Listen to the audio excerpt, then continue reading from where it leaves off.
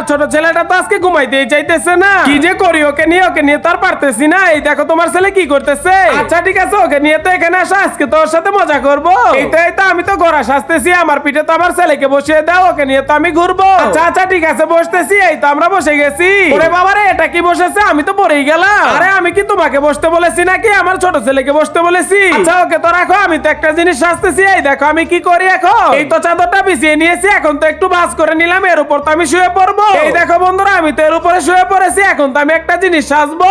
আরে ওই দেখো বাবা, তোমার আম্মু কি সাজতেছে ওইখানে দেখো। এই তো আমার তো হয়ে গেছে, এই কাপড়টা তো আমার পেটের উপর দিয়ে দাও। আচ্ছা ঠিক আছে, দিয়ে দিতেছি। এই তো আমার হয়ে গেছে। এই দেখো আমি কি সেজে গেলাম, এখন আমাকে কেমন লাগতেছে তোমরাই তো বন্ধু কমেন্টে বলে দাও। আরে বাবা দেখো তোমার আম্মু তো পুরো হাতির মতো সেজেছে।